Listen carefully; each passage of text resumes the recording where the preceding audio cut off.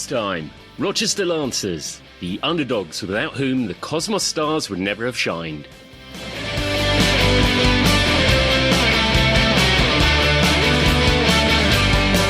it's no, nay, never. No, nay, never, no more. 'Cause I'll stay a wild rover forever and more. And it's no, nay, never. No, nay, never, no more.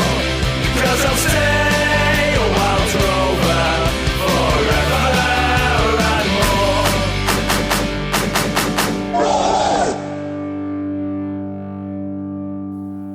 Hello and welcome to By Far the Greatest Team, a podcast in which football fans attempt the impossible to trawl through history to decide on who is the greatest team of all. My name's Graham Dunn. I, as ever, will be trying to crowbar Oxford United references in whenever possible. And joining me, as ever, is our king of data. It's Jamie Rooney. Graham, hi. King of Data having a week off, I think. I have to say I'm really, really excited about this one. This is the reason why we wanted to do these things. We've gone from Ajax 94-95 last week, one of the greatest teams of all time, to Rochester Lancers in the NASL, a league that we absolutely have a bit of a fascination with. But I have to confess, I don't know much about this team, and I'm here to learn tonight. Fantastically, absolutely delighted. We're joined by someone who was there at the time, knows all there is to know about US soccer, writing for FrontRowSoccer.com, for The Guardian, has written numerous books, including the fantastic Alive and Kicking, the story of tonight's team, the Rochester Lancers. Welcome, please, Michael Lewis. Listen, great to be on, Graham and Jamie. I'm looking forward to the next hour or so to talk about my favorite original soccer team in the United States. You know, lots of people won't know this story, which is one of the reasons that makes it so fantastic. And it is, it really kind of echoes the story of the North American Soccer League in many ways, with the ups and downs. But it is an absolutely extraordinary story. But before we get stuck deep into that, in the last couple of days, we've had news of where the venues are going to be held for the World Cup, which comes back to the USA, amongst other countries, 2026. Was it kind of as expected? I think a lot of things fell into place. Obviously, Mexico playing in Mexico City, Canada playing in Toronto and in Vancouver. And then the rest of the schedule was, I think, a bit of a surprise. What I think FIFA wanted to do is keep teams within the same time zone, and at least for the group games, because as we all know, there are 4 time zones in the United States, and flying used to be a lot more fun than it is today, and it's just unfair to the players. And to me, the World Cup or any soccer game or tournament is all about the players, no doubt about that. So I thought that was fine. I think a lot of U.S. fans are upset that the U.S. team will be playing just on the West Coast in Los Angeles and in Seattle, at least in the group stage. But that was, I think, a pretty decent move by FIFA to keep everyone, again, within that same time zone. After that, hey, where you fall in the knockout round, and every team and man for itself. Saying all that, the biggest surprise, I think, was New York, New Jersey, or as they like to say in New Jersey, receiving the honor of hosting the World Cup final. I know there were reports about AT&T Stadium in Arlington, Texas, getting that honor. And I've been to that stadium. It's got almost 100,000 capacity. It's a beautiful stadium. It goes on forever. And I wouldn't have not had a problem having it being there. I live, by the way, in suburban New York City on Long Island. And my soccer friends have told me, or my friends in general have said, hey, we're right around the corner from MetLife Stadium where the World Cup final is going to be held. And I said, yeah, on a good day, I'm maybe 2.5 hours because of traffic through New York City to get there. And it could take forever during the World Cup. And I might as well start leaving now for the final game. Obviously, I'm over-exaggerating there, but it was a very pleasant surprise. It's funny when in, 2022, I believe it was, when they announced the cities that were going to be hosting the games. At a FIFA press conference, I asked Gianni Infantino, the FIFA president, why not New York? I mean, I'm from New York. I've got to ask that basic question. And as I said, diverse population. You've got every nationality in the world living there. Why not New York? And I mean, he gave this middle of the road answer because no decision had been made yet from FIFA, but I'm glad I asked the question. I wrote it in a column on Front Row Soccer. And I also said at the end, you're welcome, all you TV stations, for giving you an interesting soundbite, at least to use with your stories. But, you know, again, a pleasant surprise for me. It'll be intriguing to see where I wind up covering games, but I know where I will be on, July 19th, 2026. Back to a Summer World Cup, which is not so significant because we've had Winter World Cups in South America previously before Qatar. But I mean, it's so contrasting. Your point about the distances and FIFA trying to keep the time zones, because you've gone from Qatar, where players, officials, fans, journalists could, you know, leave their hotel half an hour before a game and possibly go and catch another game afterwards, or even a third if they fancied it, to, you know, North America, where the distances are just going to be absolutely huge for logistics to get around for the players and the fans.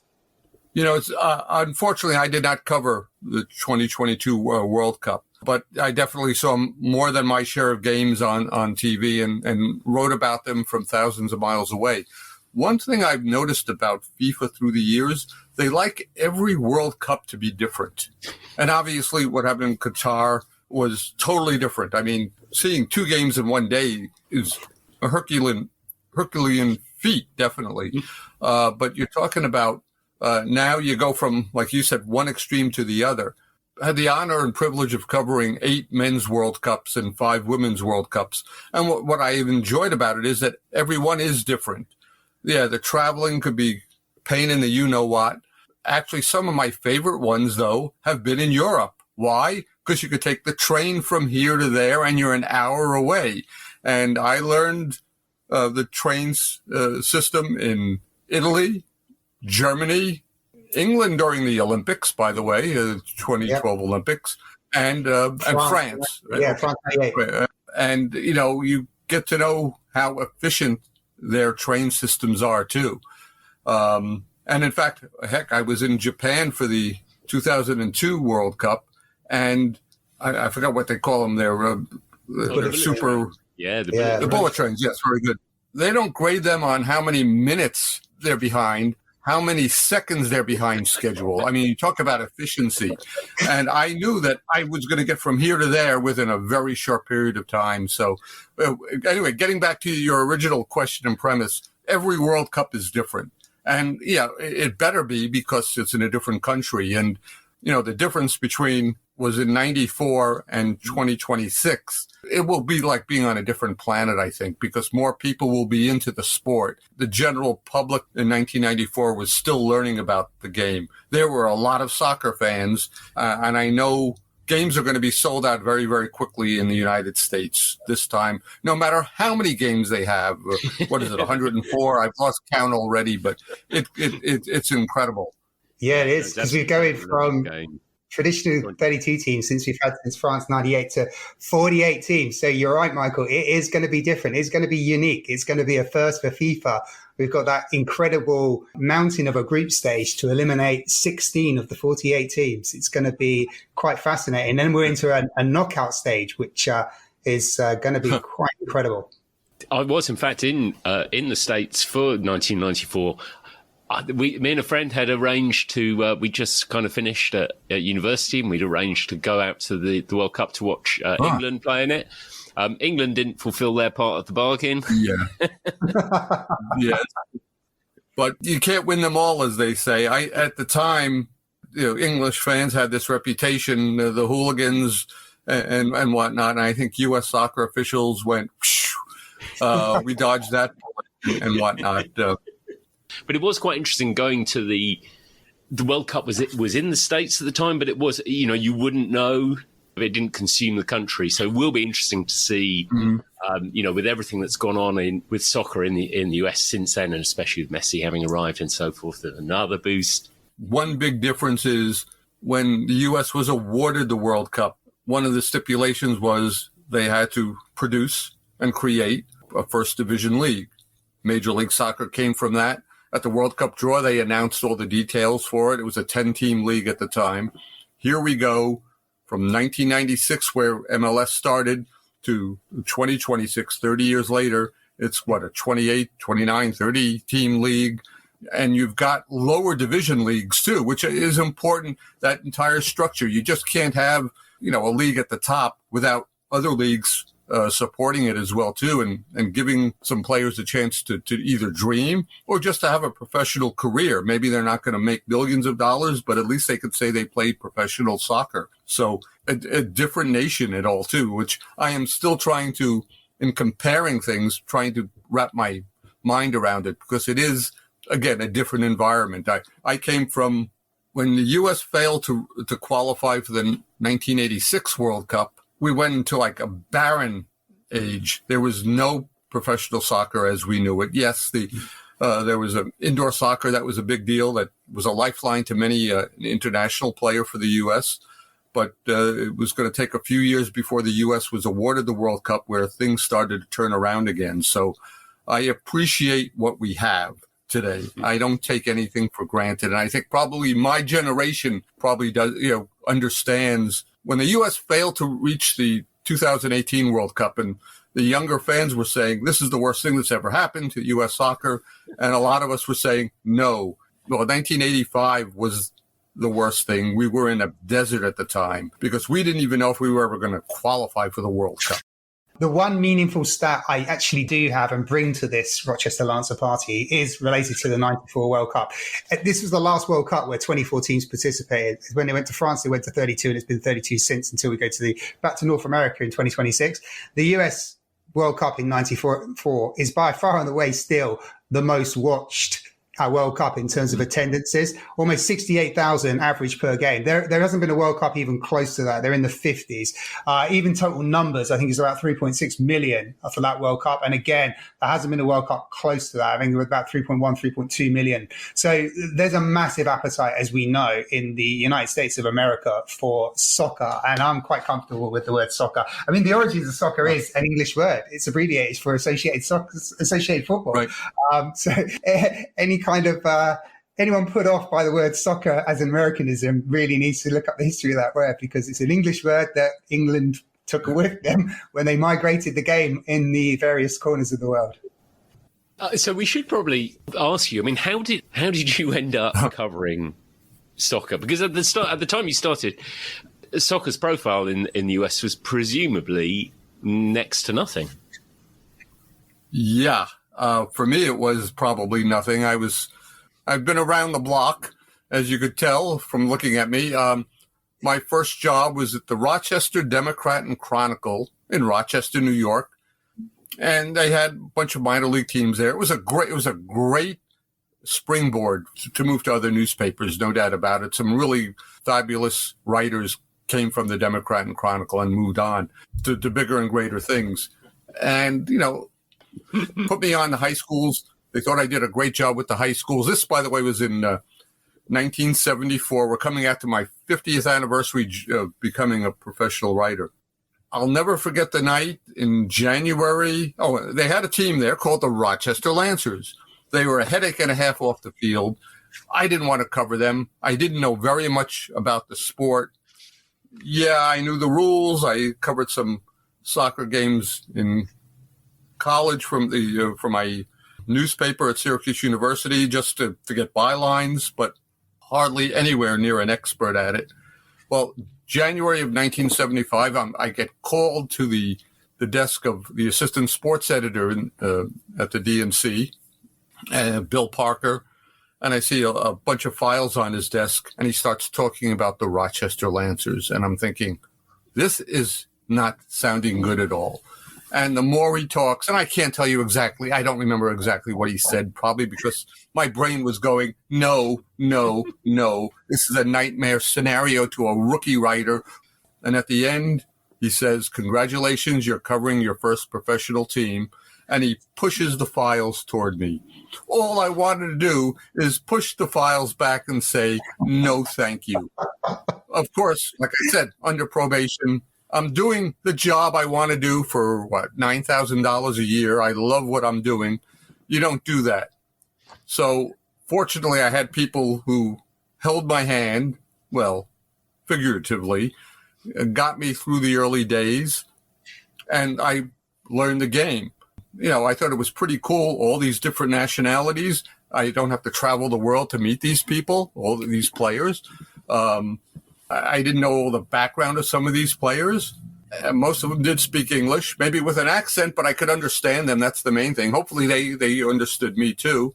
And it took me about 3 years before I really got comfortable with the game that I would have an opinion after the game, and I'd go up to the coach, and if he disagreed with me, I wouldn't say, of course you're right. No, I would keep that opinion. And okay, it didn't hurt at the time. We're talking January of 75. A few months later, this Brazilian player, Edson, I'll call him Pelé, joins the Cosmos, and that sets things differently, definitely. Reaching that sort of pinnacle, I mean, unbelievable to have Pelé playing in that league. Yet, if it wasn't for the Rochester Lancers, would there have been a North American Soccer League? It's crazy to mention it, but you're absolutely right. Charlie Schiano, who was one of the owners of the Lancers, used to say that, and I said, "What BS is he throwing at me?" And then when you learn the history, put things into context, he's absolutely right. In 1969, the North American Soccer League, which, by the way, one time had like 17 teams, had dwindled down to 4 teams. And you can't have a national league in the United States with only 4 teams. Lancers were playing in the American Soccer League, which was considered a lower division, a lower, second-tier league. And they were playing with some, actually, they had some pretty good players in the league, but let's face it, the ownership wasn't greatest by any means across the league. There was another team, the Washington Darts, that were, let's say, on the same par with the Lancers on the field and off the field. Lamar Hunt, who was with the Dallas Tornado in the North American Soccer League, was recruiting the Rochester Lancers to join the league. The Lancers said, well, we're very, very interested. And they managed to get the Washington team into the league at the same time. And they went from 4 to 6 teams for the 1970 season, saving the league. So it was a modest league in 1970. Rochester did save the league. It sounds crazy. To play another day. The Lancers did win the championship that year too, which is pretty remarkable. And yeah, I know, like I said, only 6 teams, but yet quite an achievement. That initial Rochester team, where did the players come from? They were semi-pro, presumably? It was a combination of Brazilian, English, Scottish, Chilean, Venezuelan. I know we all like to talk about United Nation teams. Back in the day, and we're talking 1967 when they were formed, whatever they could put together. And, at the time, I was astonished by the fact that they could have these different styles and cultures and play together. I have to admit, I was not around in 1967 when they played, but it was interesting that my first team, they had an Englishman, a Scottish player, an American player, which was pretty rare in those days, a Canadian. Frank O'Doy was from Ghana. And he never told us at the time, by the way. He starred in the African Cup of Nations and never said anything about his bio or anything like that, because we would have made a much bigger deal about it. I had to find out about it for the book and whatnot. I'm only kidding, because Frank O'Doy happens to be one humble person. He was never a braggart by any means. But anyway, all these different nationalities together, sometimes you have players from the same country who don't get along, and these players got along, and because they're still friends today. I've been to reunions with the team, and it's better than high school reunions. It really, really is. The other sort of things in those early days, and actually, other than sort of 5 years towards the end of Rochester's appearance, there was also quite a high turnover of coaches, weren't there? Ooh, yeah, there were 21 coaches, and they existed for 14 years. And I write a book that's 460 pages of a team that's only been around for 14 years, but they had plenty of adventures. But 14 years, 21 coaches. In the beginning, it seemed like coach of the week. They were switching coaches as quickly as people switch underwear. Charlie Schiano, one of the part owners and the general manager of the team, coached the team on occasion. And actually, he had a record over 500. After a while, you might say, okay, they're lucky in one or two games, but he actually coached the team on the road to like a 5-1, 5-2 victory. So he probably knew what he wanted to do, but on the field. But I think he made slightly more money as an attorney in Rochester.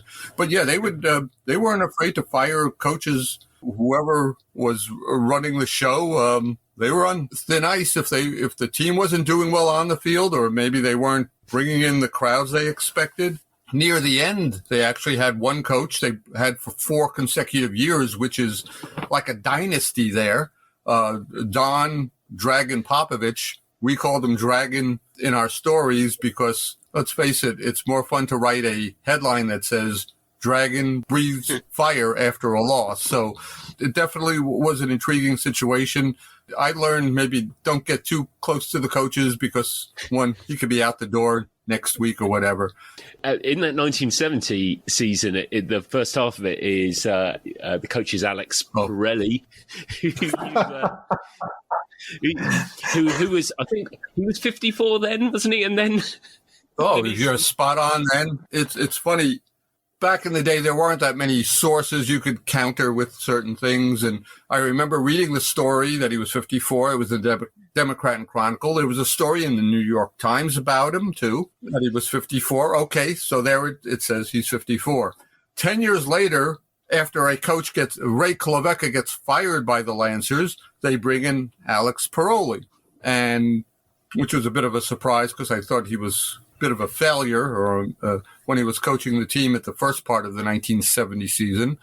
And all of a sudden, the press release says 54. And I'm thinking, no, this can't be happening. I was a former math major before I went to turn into journalism, and I kind of know something about numbers. And in 10 years, you kind of age 10 years.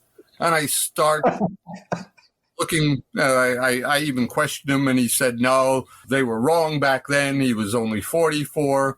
Well, years later, while I was really doing some research for the book, and thanks to the internet, I noticed things in his resume that were not adding up. Like he would have been coaching in the Champions League or whatever it was called back then at the age of 26, but he was still playing at the same time. Things just were not adding up. So I basically had maybe 1 or 2 pages in the book explaining how he defied telling the world about his real age, because it seemed like every team he joined, he was 54. I found a story about him joining the Los Angeles Aztecs as a coach in 1974, and he was still 54. And maybe, I don't know, maybe he had a picture in his attic that aged, and he kept the same age. It was crazy. A definite character. I mean, he did have his great moments as a coach. Maybe not with Rochester, but I know he coached Veracruz in Mexico, coached Concordia in Canada at one time, and I think they won something like 26 consecutive games. So obviously he brought a certain quality to the teams, but definitely a character. And I remember when I was writing about him in the book, I said allegedly born on this date, just in case I had it wrong after extrapolating all these different sources.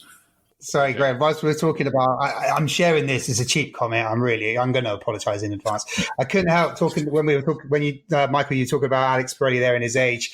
It felt to me, my mind was wandering back that he became the trailblazer for Freddie Adu, because I'm pretty sure Freddie Adu's age changed quite frequently as well about 20 years ago when he burst onto the scenes as a 14-year-old or 17-year-old or 6-year-old. We never really knew. Well, I'll tell you a story about my mother about that, because it was a big deal. He was on all these talk shows. She watches him on either Jay Leno or one of those shows. And I'm talking to her about it. And she said, he's not 14. Okay. And I mean, mothers know. She couldn't maybe predict what age he really was. But yeah, there was suspicion that he was older than that. And unfortunately, the hype was much bigger than the player. He flamed out eventually. Sad situation because Yep. I think we've all seen these prodigies, wonder kids, wonder teens, great expectations, and unfortunately, it just wasn't there. I think Major League Soccer pushed him too much and made the expectations too great. You know, this is going to be our next great big star, 14 years old. Now we hear about kids at 14 and 15 signing with various clubs.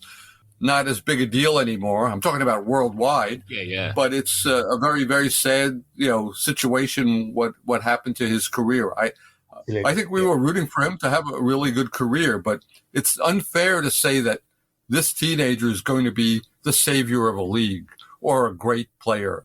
Yeah, absolutely. So 1970, Rochester Lancers win the title. 71, they get quite close again, and they're involved in the playoff semi-final, which is just another extraordinary... I'll let this sink in, and then you can sort of explain how this happens. But if I've understood this right, in the first semi-final playoff, the home game against Dallas Tornadoes, that Rochester Lancers win 2-1 with a goal from the amazing Carlos Meteoric, hopefully I got that name right, who scores in the 176th minute. Is that right? That is correct. I was not at that game, but I feel like I was at that game because I've spoken to so many people about it. Yeah, this was, you're playing two games in one day. I'll set maybe some of the facts first. Rochester versus Dallas Tornado, two very, very good teams. At the time, the North American Soccer League decided to go with the rule play on. I figured someone's going to score after the first or second overtime. As it turned out, Charlie Sciano, one of the Lancer owners, was a proponent of this play on. He didn't realize it might have been play forever. Game kicks off at 8 o'clock at night. And two very, very good teams.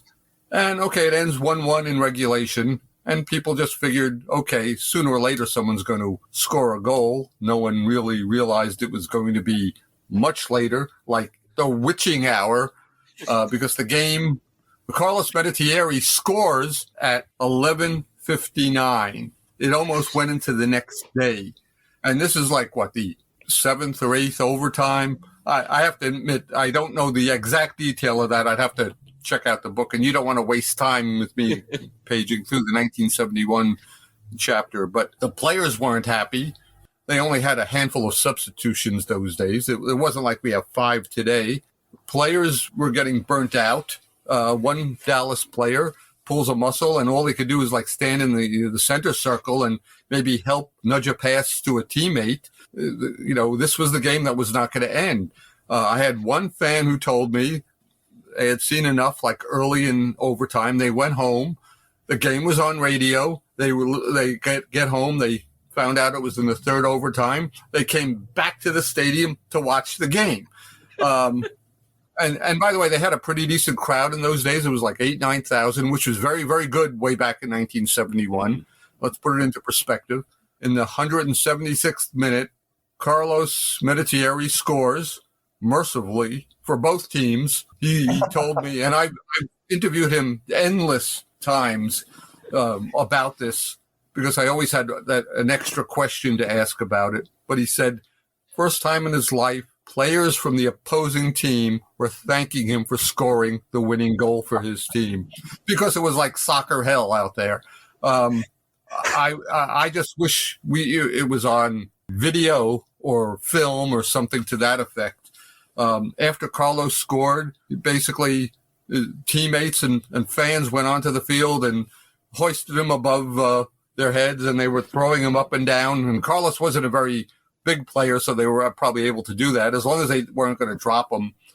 Crazy game. Like I said, I feel like I was there again because I've talked to so many people about it, so many players about it and coaches about it. And I think you probably want to maybe talk about some other games in that series that no one thought that this can't happen again, can it? Well, that's the incredible thing. So they do this, and then the 3 games are sort of scheduled. They're scheduled in a week, aren't they? It's about a week a week between them. So, that's already for 3 big games. The second game is at Dallas. Obviously, they have to travel to Dallas, and we'll talk about the travel part in a while. And I think in that second game, because I think Rochester were probably the better footballing side or passing side, and the Dallas had sort of come up with quite a rudimentary tactic to to counter this in the second game, didn't they? Yes, they. It was one thing, knock the ball out of bounds, frustrate the opposition with lots of throw-ins, stoppage of play. And by the way, after the first game, Carlos Meteoric said, we got him. We're going to win in Dallas. Let's face it. You're playing 176 minutes. And listen, maybe they're not sprinting at the end. Maybe they're just walking, running slowly. But it takes a lot out of you just being out there, just the adrenaline. Give Dallas a lot of credit. What a fantastic way to take the opposition out of the game, because all it is, it's about survival. To me, when you're getting into a knockout round situation, and I don't care if it's the World Cup, your League Cup, FA Cup, or whatever, it's finding a way to win. It's not about playing beautiful, pretty soccer. And I give Dallas a lot of credit for using that type of tactic, which sets up a third game, of course, in a week. And as you say, there can't be any possibility that the same thing could happen, is there? But no. What are the odds of that happening? I mean, it's back in Rochester. You think that they've gotten it out of their system, and I mean, obviously, these are 2 evenly matched teams, no doubt about that. And guess what happens? This game goes to 144 minutes, which is nothing compared to 176 minutes. But we're talking about, think of it now, you're talking 3 games in a week, which is tough enough, against the same team again and again and again. Remember, this is American playoff mentality too, But you've already played, if you want to get technical, 3 games already because of the 176-minute game. Now you're playing an extra, what are we talking now? An extra half of a game until Dallas scores. They get the ultimate revenge because not only do they win, they clinch a berth in the finals, and richly deserved as well too. And they won the game after 144 minutes. But I would love to know the odds of having 2 seemingly endless soccer games go on forever between the same teams, in the same playoffs, in the same week. I could not figure out the odds of that. It's absolutely crazy, isn't it? And I think in that third game, aren't there some sending offs on that game as well? So yeah, there were. Yeah, the problem is when you get to know the opposition, you might respect them a bit, but you might get a little PO'd at certain players pulling off a nasty tackle here or there, or a sound off to a ref after maybe you think that they missed a call and whatnot. These 2 teams, they might have been separated by hundreds, thousands of miles, but after a while, I think they were getting sick of playing one another in a short period of time. Yes, the MLS today has playoffs, but they try and stay away from 3 games in a row if possible. Back then, different era in soccer. And because it was a smaller league, you got to know the players on the other team. And you knew that this player can, tackle with his spikes up, studs up, or whatever. And word got around very, very quickly in a smaller league. So it could be very, very dirty as well, too. Rochester then enter the CONCACAF tournament, which is kind of a first as well, isn't it? So is there an element by which, because I think some people at the NASL, North American Soccer League, didn't want Rochester to go? Yeah, that is correct. Well, first of all, only weeks after getting eliminated from the playoffs, that they started to play, let's say, qualification games for the tournament that was going to be held in Guatemala City. So they wound up playing against a team from Bermuda. And as it turned out, some players had planned to have weddings literally right before those games, which made things a dicey issue and whatnot. Lancers survived a crazy, crazy series and a crazy game in Hamilton, Bermuda. and they qualified for the final 6 teams that were going to play in this tournament in Guatemala City. And yes, North American Soccer League, some officials in it, I think Commissioner Phil Woosnam, did not want to see, he feared a North American Soccer League team could be embarrassed in the competition. And at a league meeting, one of the Lancer owners, Pat Dinolfo, who really did not get very emotional when he heard that the NASL did not want them to play, he threw a chair across the room. And I had the privilege of knowing Pat Dinolfo, down-to-earth, classy guy and everything like that. And when he does something like that, you know you've struck a nerve. And I think Charlie Schiano said, hey, why did you do that? I'm the one who's supposed to be doing that. But I think Pat made his point that, hey, this is a big moment for soccer in the United States and obviously for the team. They were going to find a way to finance that trip going down to Guatemala. You know, it was a big deal. It was in the CONCACAF Champions Cup way back then. The thing is, there was one slight problem. The competition was in March. And as I said before, kind of like Rochester is frozen from like November until March or April. And so the team wound up practicing indoors. They couldn't play on a full field. And when I say practicing, obviously, you know, you're trying to get back into shape, but also trying to get a shape out of the team. And you can't do that in a gymnasium. To make a long story short, they do fairly well. They win 2 games, lose 2 games, and tie 1 game. Finished 4th overall, but they did very well for an American-based soccer team. They had a bunch of adventures there as well, too. That's what I think part of the North American Soccer League was about, too, having adventures. Not that they were trying to pull it off, but there was one player, Roberto Leonardo, who had his lip split during a game.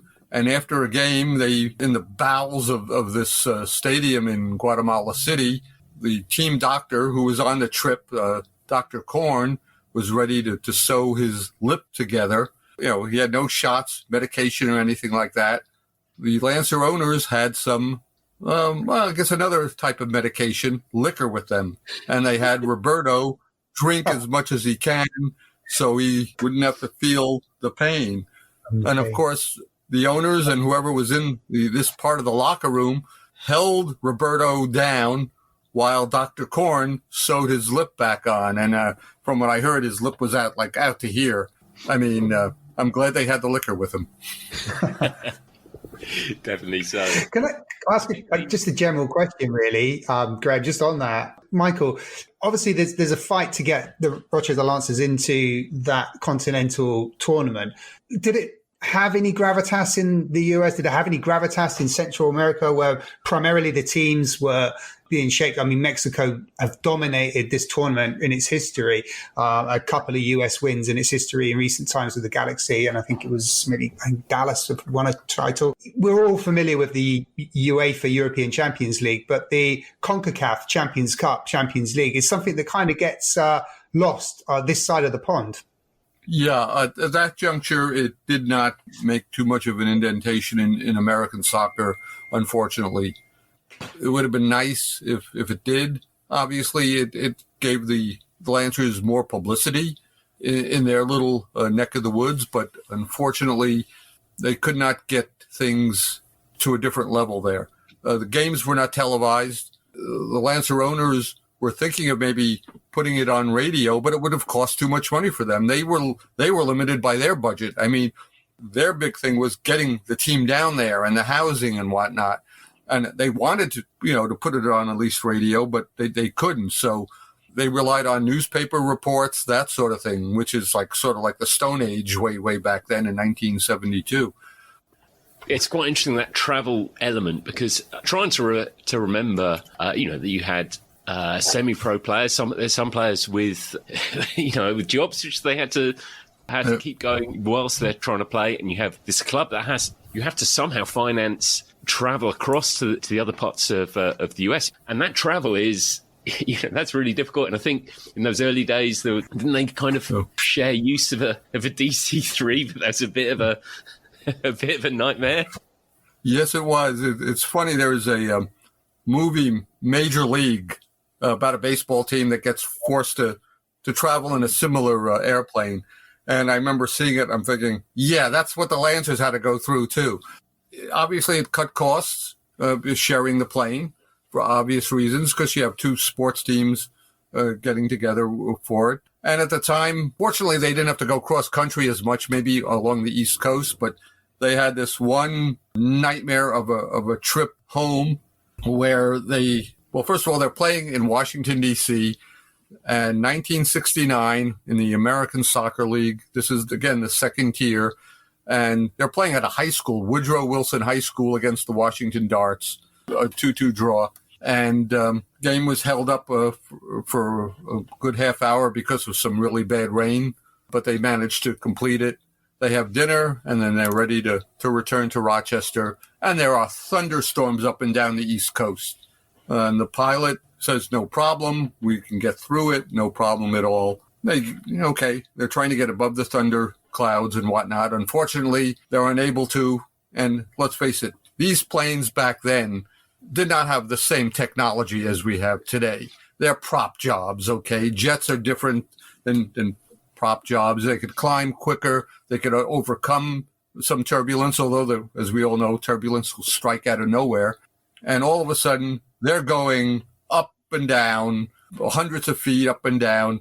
You've got some experienced flyers in there, but you also had some people who were green to the gills. They thought they were going to crash. And as they got closer to home in Rochester, you would think that, okay, this is going to be great. We're almost home, but things are going bad. And in fact, at one time, and Charlie Schiano loved to tell this story, the pilot's cabin, the door opens up, and he sees the pilot with a flashlight, and he's looking at a map. And I'm thinking, we're going to die. This is just horrible. Rochester is located near the Finger Lakes, beautiful part of the country. It's very scenic in the summer, wineries. I've been on some of the lakes too.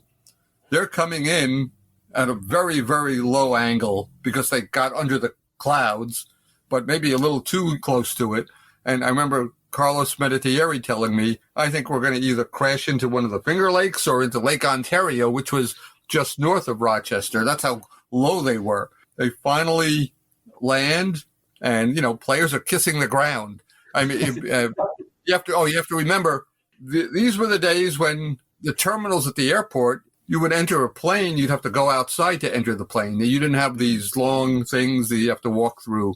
So you'd walk down a ladder that was attached to the plane, and players were coming off the plane, kissing the ground. They were just so happy to get home from that crazy, crazy ride. You can't make this stuff up. It's funny because you hear it once and you go, this is hyperbole. And then when I start talking to players about it and the coach, and then the Joe Sirianni, the team trainer, and I'm getting maybe different variations of it, but it was the same thing. It was a nightmare ride home, no doubt about it, because everyone deals with that in a different way. But I'm glad they survived to talk about it. I think my favourite travel-related or plane-related story in the book is John Grasser, the player who worked for KLM, and so could get some free flights, but still expensed his tickets. Right, because during that time he wasn't getting paid that much. He might be getting paid $75 or $100 a game. So any way they could get more money, I could understand why they were doing it. He was the backup goalkeeper, more or less. But eventually he figured out that, something, I'm going to stick with KLM full time. I think he made a career out of it, too, because he was earning a lot more, too. There comes a time when you say, is it worth it, maybe being the backup keeper? After that, obviously, 1975, Pele arrives. I think the previous year, Eusebio is around. We're starting to see that influx of not just professional top-level players, but that must have revolutionized the game and that league.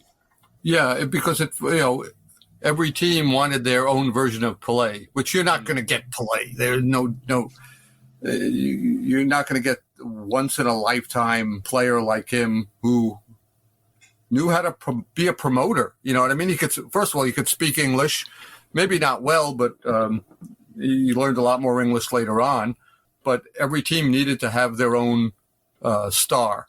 Eusebio was near the end of his career, but he could still produce some magic. He actually helped the Toronto Metro's Croatia win the NASL title in 1976. But, Johan Cruyff came to the United States and played for the Los Angeles Aztecs and the Washington Diplomats. The Cosmos obviously added an array of superstars. Carlos Alberto, captain of the 1970 Brazilian national team. Franz Beckenbauer, who recently passed away from Germany, he captained the 74 West German squad. Giorgio Canaglia from Italy and Wales. You're talking about, some big names there. They became a super team. They had a target on their backs all the time because of that. They were literally the team to beat. But all of a sudden, teams were looking for a top flight player. And it was costly. Some worked out, some didn't. Because at that time, American soccer could have been on a different planet compared to what was happening in Europe and South America. There were lots of fields here that had artificial turf. And it's not like even the artificial turf of today, where you've got grains and maybe fake grass. It was a carpet. And some players took to it and some players didn't because the ball rolls quicker on the carpet. And of course, they're playing again across how many time zones, and they're playing in the summer as opposed to maybe starting in the fall and ending in the spring in their leagues. So you had a varying amount of performances from the various players. The best players, the great players, somehow knew how to get through all that. Some others just fell by the wayside. But it did raise the consciousness of American sports fans about soccer in this country. You mentioned, all those stars at the Cosmos, but we're particular fans of Ginaglia, if we're pronouncing that correctly, Giorgio. And in fact, in next week's pod, we're going to be looking at Lazio and the title winners. 73-74 title winners. So the 50th anniversary. And he was an absolute superstar in that particular Lazio team. But yeah, Graham and I, when we covered the Cosmos many episodes back now, we just became absolutely fascinated with this character. He just seems like a man that should have movies and endless movies made about him. There just seems to be so many layers to this individual, and obviously a fantastic goal scorer. He was demanding of himself and very demanding of his teammates too. Years ago, I remember reading, I believe it was a story by David Hershey, a great soccer writer for the New York Daily News, before I joined the Daily News. And I remember he started off the story like Canaglia was it sounded like he was talking to his teammates and berating his teammates that they weren't performing well and not doing this and doing that. He was talking to his boots. And basically, that's how demanding he was. I think he might not have showed how demanding he was of himself, but there was no doubt in my mind that he expected a certain level of excellence from his teammates and himself. A special player. I got to know him, by the way, because Rochester played the Cosmos in the same division. I got a chance to see the Cosmos play a lot, and even winding up talking to him too. And I remember first time I met him, and this probably will not happen today. 1976, the Cosmos are up playing in Rochester. The day before the game, I was invited to a lunch with Pelé and Canaglia, with the Lancer owners and some people from the Cosmos. So it was maybe 10 of us or so. And I'm my second year covering soccer. I'm thinking, my Lord, I'm having lunch with the greatest player in the world. And I really didn't know that much about Canaglia at the time, although I knew that great expectations of him. By the end of the lunch, I had an interview. I needed a story. And by the way, the lunch was off the record. Everything was off the record at lunch, but I wanted to talk to Canaglia because I said, this is a real character. He's got opinions about everything. And my spidey sense as a writer saying, this is going to make a fantastic story. And it's funny because I can't believe I did this then. scribbling down all these great quotes that he was telling me. Today, I'd be using my phone or a voice recorder to do it. But, started off the story with a couple of quotes, and I just said, you know something? He has so much stuff to say. I'm just going to say, this is what he also said. I put in bold, we put in boldface, a quote, boldface, a quote. Don't let the transitions get in the way of the story, because he was complaining about Americanization, referees, coaches, and it was just like, holy, you know what? This was making a great story. And I kind of learned as a writer someday, it's like it's getting the information out. It's not necessarily showing the world, look, I could write so well. No, I got, put out the information there. So I learned very, very quickly how opinionated he was. And through the years, as it turned out, I wound up talking to him many a time about soccer. And Canaglia never lost that critical look at the game. He was always demanding of the sport as well, too.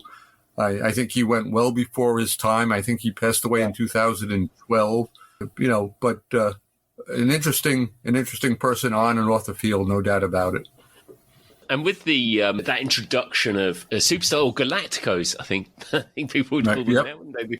For Rochester, difficult to compete. Were they ever able to bring in any sort of equivalents?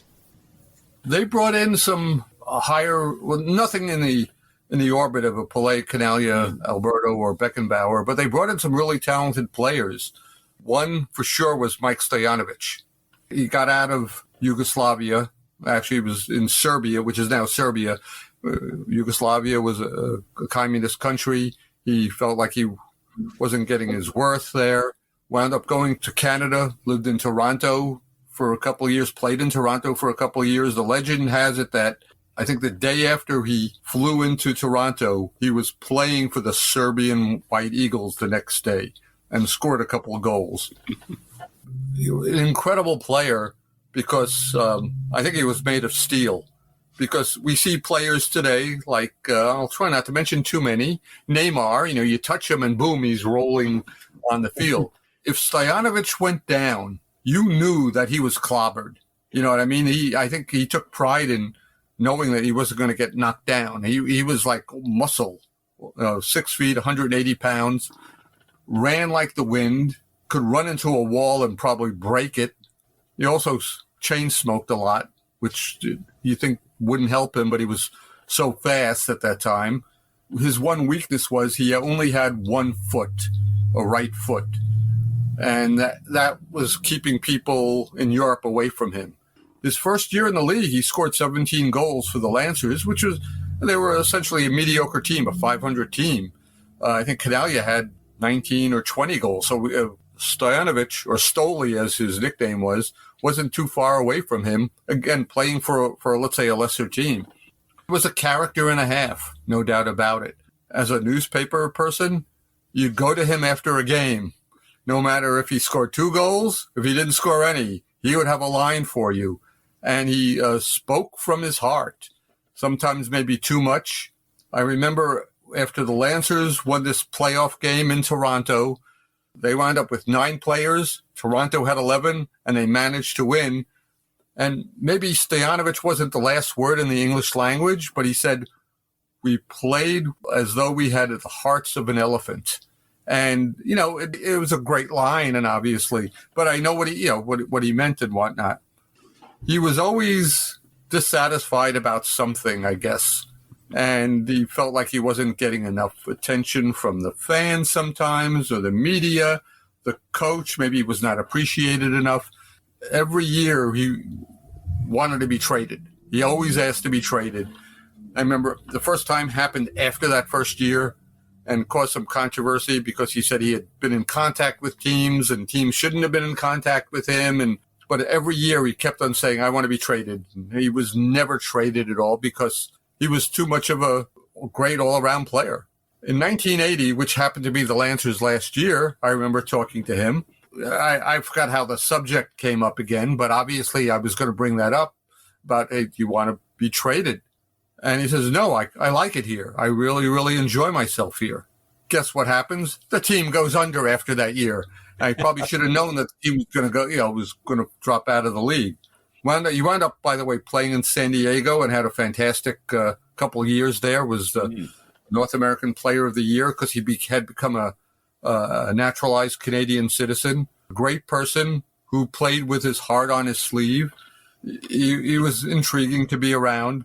Unfortunately, in 2010, his smoking caught up with him. He got stomach cancer, and he wound up attending a Rochester Lancers reunion, the 30th anniversary of their 1970 playoff victory, but they were inviting all Lancers back, and it was fantastic. It was at a Rochester Rhinos game at halftime. They were honored. It was a fantastic weekend. Like I said, better than a high school reunion. And I think the fans really gave Stoley a very, very big ovation there. He might have gotten the biggest ovation there. Yeah. And he had a magazine story I did about him back in the time, saying that he was as good as, maybe even better than Canalia. We could, us sports writers, we could write like that. He was not as good as Canalia, but what the heck, we could speculate. And he was proud of that fact. He had been inducted into the Canadian Soccer Hall of Fame. It's something that I was not expecting, but he gave me the letter that he received from the Canadian Soccer Hall of Fame, and he said, "This is for you. I want you to keep it." And it was him saying, "Thank you for writing all these stories about me for all these years." He knew he was going to die. And it's a very, very, touching and warm moment that he gave me this. I mean, all it is a letter in an envelope, but it meant to him, "Thank you, Michael, for this." He passes away in November of that year. By the way, he lived his entire life in Toronto. As it turned out, MLS Cup was in Toronto that year. He passes away. I'm in Toronto. I wound up going to his wake and, honoring him one last time. I brought my wife with me. She had met him at the reunion, and it was a celebration of his life there. Dick Howard, another former Lancer who lives in Toronto, was there as well too. And I felt like somehow life went full circle there. And sometimes things work out the best. And it was, I knew I had to go, even though I was writing about this, championship game, this cup game, and it wasn't on the same day, but I'm glad I went. You mentioned about the extraordinary playoff game with Toronto, but there's this incredible rivalry between Rochester Lancers and Toronto Metro Croatia, and that's the important part. Yeah. At the time, league we were trying to get away from the ethnic affiliations. I mean, there were no teams called the Rochester Portuguese Lancers or anything like that, or the Rochester Serbian Lancers. Well, Rochester and Toronto had a rivalry already. When Popovich became coach of the Lancers, he was Serbian. He brought in a number of Yugoslavian players, some Serbian players. Then you had the Toronto Metros Croatia, who they had Croatian players.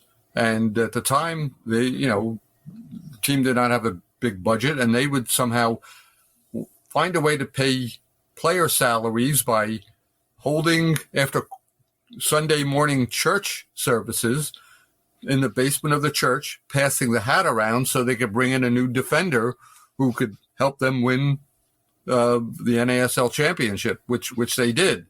Different dynamic at that time. Talk about a community team. I think Rochester was a community team, but the Toronto Metros Croatia was a different type of community team. But the teams, obviously, players knew each other from playing in Toronto against each other. The Serbian White Eagles against the Croatian side. And a rivalry had become more than that. And at the time, I did not know what was happening in Yugoslavia, Serbia, Croatia. I got a hell of a history lesson there, which was one reason why I loved the sport, because I learned about the rest of the world. I'm a history nerd and everything like that. So it opened my eyes to the rest of the world. I remember after one game. Oh, by the way, Toronto's only 3.5 hours by car from Rochester, so covered a lot of games there. Love the city, by the way. But I remember after one game, I'm trying to get into the locker room, and I'm thumping the door, and no one's opening the door because they think it's crazy fans trying to get into the locker room. And fortunately, I got into the locker room, and it was it could be very, very scary. There was just a hatred there from the Metro's Croatia fans. Anyway, they played this incredible series, maybe not as incredible as 176 minutes, but best of two series with a mini game at the end of the second game. And the winner was going to play the Cosmos in what essentially was the NASL semifinals. So this was like the quarterfinals. Rochester and Toronto wind up playing 110 minutes of scoreless soccer in Rochester in the first game. There was a humongous Croatian flag in the stands behind the Croatian bench. There were like 10,000 people in the stands, which was a very big crowd in Rochester in those days. A dogged game. Players got yellow carded, red carded. In fact, the referee lost track of how many cards he was giving out, Henry Landauer. He didn't realize Francisco Escos had been awarded his second yellow card in the first half. I'm waiting for the red card to be flashed. Nothing's happening. As it turns out, Eddie Pearson, who's the head of NASL officials, is at the game and is in the press box. And I go up to him and I said, is there a new rule that I don't know about that you need, and basically I've alerted him to that. He gets a message downstairs to his people. The Rochester people figure out, wait a minute now, Escos has 2 yellow cards. Let's get him out of the game. They replace him with Craig Reynolds. They just figured you can't red card a player who doesn't deserve a red card. Anyway, it's a ton of commotion. Players have been ejected from the game. It's confusing as hell. Rochester eventually wins the shootout. And this is not a penalty kick shootout, as we all know it. This is from 35 yards out, which actually takes more of your soccer skills as a player than just trying to ram a shot past the goalkeeper. But anyway, Rochester eventually wins the shootout. And I've never seen a game like this before. Rochester was playing like a man down at one time. They were out shooting the opposition. Stojanovic misses 2 penalty kicks in the game. I remember the second one, Popovic is yelling to Stojanovic, don't take it. Stojanovic, being as stubborn as ever, he was going to take it. In my story, my lead was, and again, this is my 3rd year of covering the sport, and I've learned a lot, but let's face it, there's so much more to learn, but I'm trying to put it into perspective. And my lead to my story was, it was a soccer game to end all soccer games. And I explain how, what happened, and then I explain all the extracurricular activity as well, too. A couple of days later, I thought, was that too much hyperbole? And maybe this is just a young sports writer going off the deep end. A couple of days later, we have game 2 in Toronto, and Rochester hadn't won in Toronto in like 4 years. They figured, we're probably going to wind up going to the mini game. Rochester, make a long story short, Rochester gets 2 players thrown out in the first half. Popovic is like toying with the referee, come on, give me a card. He gives him a yellow card, but does not give him a red card. At halftime, Popovic cools down and puts together this incredible formation. And maybe other coaches would too, but because I called it and make like Catenaccio look ultra liberal out on the field.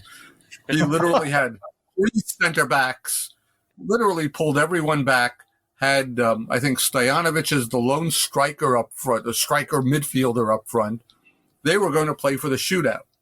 What else are you going to do? You're not going to have a wide open game. You're playing 9 versus 11. And it looks pretty bad for Rochester. I figured, this is going to be a long night to begin with. Second half, Rochester has one of these rare forays down the field. throw in Craig Reynolds to Stojanovic to Ibrahim Silva, and Silva scores. And we're like friggin' stunned. It's like, how do you score 9 against 11 against a team that you hadn't beaten in this stadium for 4 years, against a volatile crowd that hated you? How do you pull that off? The Toronto goalkeeper claimed that Silva handled the ball in the area. He gets thrown out. So now it's 10 versus 11. And now it's a lot simpler. You've got the lead. You're going to do everything you can to get out of that game. It's like in the 79th minute, so you don't have that far to go. There is no such thing as stoppage time at the time. That was, the clock was the first and last word, and Rochester pulls off an incredible victory. And I'm thinking to myself, maybe I should have saved that lead for this game, but who knew? Who knew? I'll make this long story as short as possible. Lancers were eliminated by the Cosmos in the semifinals. Pelé gets a chance to become an NASL champion in his last game. It would have been, in as much as I would have loved to have seen Rochester in the championship game, I realized for the league and the sport, for Pelé and the Cosmos to be in that game and to win it as well too. So. Definitely a way for Pelé to bow out. That's the sort of extraordinary thing, isn't it? That the game seems so alive, and yet within 2-3 years of that, Rochester Lancers are out of business, and by 84, the NASL is out of business. I mean, what sort of went wrong? Great expectations. NASL might have been expanding way too fast, too soon. I don't know if they were making sure the owners had deep pockets at the time. I think you only needed to be a millionaire at the time. Today you need to be a billionaire.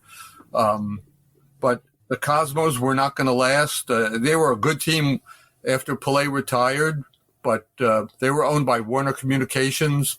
They had a problem with one of their products called Atari, which put them in a bad financial situation. And because of that, they were not able to spend as much money on the team as they would like to bring in bigger name players to help replace Pelé. And then Beckenbauer eventually retired as well, too. So there was a confluence of problems with the league as well, too. I know that NASL billed itself as the sport of the 80s. People were making fun of it at the time when it went from 24 to 21 to 14 teams. It wasn't the 1980s. It was the 2080s. The Lancers had a lot of problems, financial problems in their final years.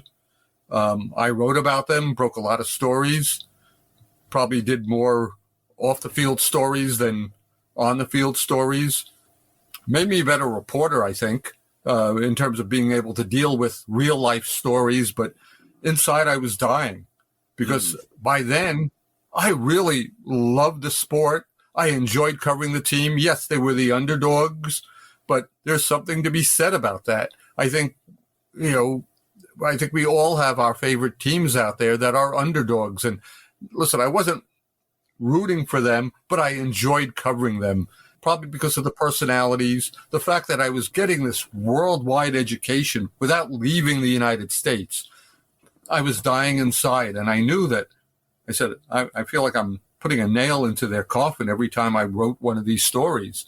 And eventually they went out of business. They were one of 3 teams that were pushed out from the league, although the owners did everything they could to remain in the league for 1981. And unfortunately, They did not come back in the same form. Years later, Soccer San Fantuzzo returned the team as an indoor team, but that'll be another podcast for another time. Obviously we've talked about the sad demise of this fascinating league, the NASL. Do you think if the US would have been able to step in 1986 and host the World Cup, when Colombia weren't able to host it because of the earthquake and Mexico were awarded it? Do you think if the US would have got the World Cup in 86, it could have saved the NASL, or had it already kind of run its course? That's a very, very good question. I remember when the U.S. put in it was a flimsy bid. FIFA did not like it at all. And let's face it, Mexico was a much safer bet. It was there in 1970. They know it could be pulled off. And the FIFA felt it was insulted by the United States by that. Perhaps it could have saved the NASL. I just don't know how the impact would have been beyond that. Might not have been the right time for the World Cup, because I think the U.S. learned its lessons in so many different ways. You have to remember, we hadn't even qualified for a World Cup since 1950. And when we started getting a little more competitive, and here's the irony is that in 1988, we get awarded the World Cup. We hadn't still qualified for a World Cup. It would take another year until U.S. defeated Trinidad 1-0 in Port of Spain to make it happen, which would have been quite embarrassing that we get awarded the World Cup, but we can't get there on our own. It's a great question. What would have happened? What if? I just don't think we would have been ready as we were in 1994. I think 94, in as much as I would have loved to have seen the World Cup here in 86, I think it was wiser to put it in Mexico. I don't think we would have had much of a team. That was the whole thing, too. As a host team, you don't want to embarrass yourself. And at the time, even though the more American players being allowed to play on NASL rosters, I don't think we had enough players to make a dent. I don't think we would have gotten out of the group stage. At least in 94 we did. A great question, though, but I just don't think it was the right time looking back at it. As it turned out, I managed to attend my first World Cup in Mexico in 1986. The final 2 weeks, I was at the Hand of God game. Wow. And you just casually drop that in like it means very little. I'm not, I remember was Bobby Robson at the press conference. I have it in one of my World Cup books here that he said, I didn't like it, but you have to admire it. Even though it's funny because I remember when Maradona scored the goal and I was looking at the linesman. Okay, this is how far back I go. I don't call them assistant referees. I call them linesmen. I'm looking at the linesman. I'm waiting for the flag to go up and nothing. And I'm with a contingent of a few other American writers. We didn't have TV in front of us. We're sitting on a metal slab in whatever was called the press box for journalists from teams that didn't make the World Cup. To see a replay of the goal, we'd have to give up our credentials to the people. We got a video of it and put it into a machine. We had to rewind it to the place. We saw Maradona's incredible goal, which was incredible.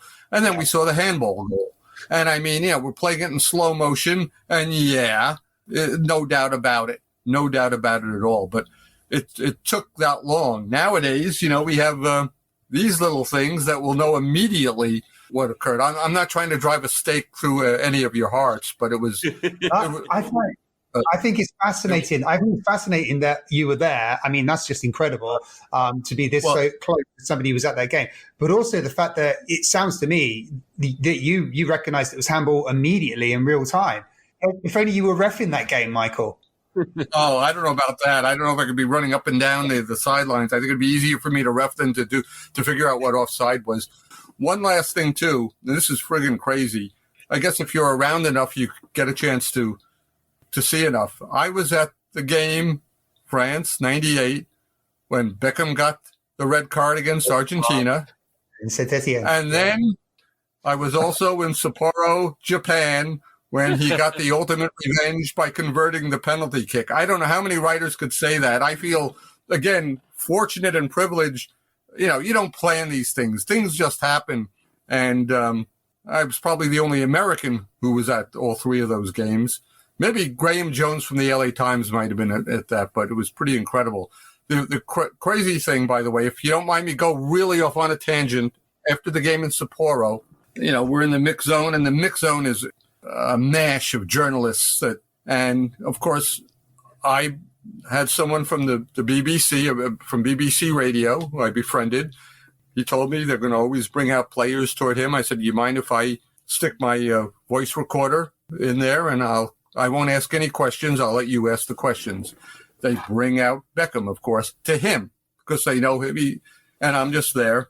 And there's like a crush of journalists. And there was like this wooden barrier between us and David Beckham.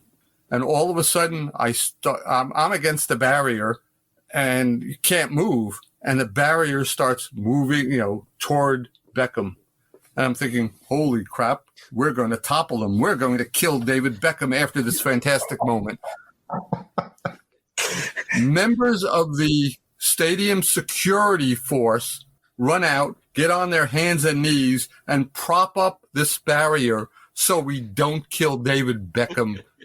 And I even if I had a cell phone and a camera, I don't think I would have been able to take a picture of it just because we were crushed against this thing. But the night I almost killed David Beckham. These are stories you can't make up. I mean, and I've written about it as well too. But crazy story there. Has nothing to do with the Rochester Lancers, but has everything to do about, I think, soccer. I think we all have great stories to tell about this beautiful game, whether it's at the amateur level, semi-pro level, club, or international. It's so much fun. Oh, absolutely. It's been absolutely fantastic. We have one last bit of business we should do, which is probably to give our ranking for how great the Rochester Lancers are. We have 5 categories of greatness, from all-time greats right at the top and true greats, touch of greatness, edge of greatness, blink of greats, and we have a sort of additional category which we call not necessarily great, but without them we wouldn't be where we are today. And I'm struggling to think of a team that better fits that category, that last category, than the Rochester Lancers. Does that sound fair, Michael? That sounds very fair. The minute you said that last category, I said, that's perfect. I mean, every team brings its thread to the tapestry of soccer. I got to write that down. I'm probably stealing it from someone. But, and the Lancers obviously did something special in American soccer. No doubt they were not the Cosmos. They might have been the antithesis of the Cosmos. I think I probably wrote that they were. But I think every team helps in some way, shape, or form. And obviously saving the league from going under. We don't know what would have happened. Maybe someone else would have created something. Pelé would have played with a team from New York and the Cosmos. Who knows? We just don't know. But they certainly lived in interesting times, definitely. Like I said, when I found out I had to cover them, and then after they left and went out of business, I said, I've got to write a book about them someday to let people know what this unusual team accomplished for so many reasons. And I know we could have talked about other subjects too. We could have gone on for hours probably, but I know we have other things to do in life. But definitely a different type of a special team. But again, who knows what would have happened if there was no Rochester Lancers and some of their unique adventures. Yeah, absolutely. Jamie, does that sound a decent ranking to you? Absolutely. I mean, there's one massive criteria factor here, and that's the fact that Rochester Lancers saved the NASL. And I've been fascinated by this soccer league for a long time. And Michael, what you've done, you've just elevated that fascination even more. I don't think there's ever been a football league like the NASL in the history of the game. I think it's the randomness of it. It's the cultural kind of, cauldron of the place. You've got the Aspers being set up. You've got the mix of the things. You've got the rules that change every season. You've got the 35-yard shootout, and we haven't even touched on that. We haven't even, I feel like we've scratched the surface of what is probably the most fascinating league that's ever existed in the history of the game, which is some statement. I accept that. But Rochester Lancers, without them, we wouldn't be where we are today. It's a credit to them that they're in that bucket. Yeah, it's funny. You talked about 35-yard shootout. At one time, they used to have they had a 35-yard line where essentially that's where offside began too, which is another thing to talk about as well too. But another time, whether it's with me, a journalist or whatever. But There's so many different crazy things happening at that time. I'm just glad I was around to write about it, to really embrace this sport. I mean, I would never have bet any money that I would have continued covering the game because of this team too. Obviously, there were other factors too. But one thing I've just learned in life is just embrace what you have, enjoy what you have at the moment as well too. So, 22-year-old writer way back then, he didn't know what he was getting himself into, but I'm glad the Rochester Lancers were around to get me into it. Oh, that's fantastic. So Rochester Lancers, not necessarily great, but without them, we wouldn't be where we are today. Has been an absolute pleasure having you. As you say, we've only scratched the surface, and I will point people in the direction of the book, Alive and Kicking. You can find details of that. Michael's on Twitter. We don't call it Twitter now, we call it X. But I can't recommend it enough because it's an incredible story, I have to say. And thanks for bringing so many bits of this story to life. Listen, thank you for having me on. I mean, your invite came out of nowhere, and I said, of course I will be on. I've enjoyed myself for the last, 2 hours now. Listen, I know I could ramble on a bit too and make things a little longer as well too. So, but it was great talking to you about the Lancers, the Cosmos, my favorite sport. Thank you very much again. I really enjoyed my time here. I hope everyone else who's watching, listening, whatever, the same thing too. And hopefully they learn something as well too. It's NASL, a different type of a league at the time. It was literally an American soccer league at that time. So unique. We'll never see anything like it again, for better or worse. Definitely. So, Jamie, thank you again for your time. I have had a wonderful 2 hours. I have been fascinated, everything that we've learned. And I just want more and more and more now because this league it's becoming one of my favorite leagues. That's brilliant. Okay, so that's all we've got time for this week. As a reminder, you can see details of all the teams we've covered and our somewhat erratic rankings on our revamped website, thegreatestteam.co. And if you've enjoyed this podcast, please like us, review us, subscribe, tell a friend, anything you want to do, just get the word out there. Next week, as mentioned, we are going to be talking about our man, Giorgio Ginaglia again, and the fabulous Lazio. So we will see you then.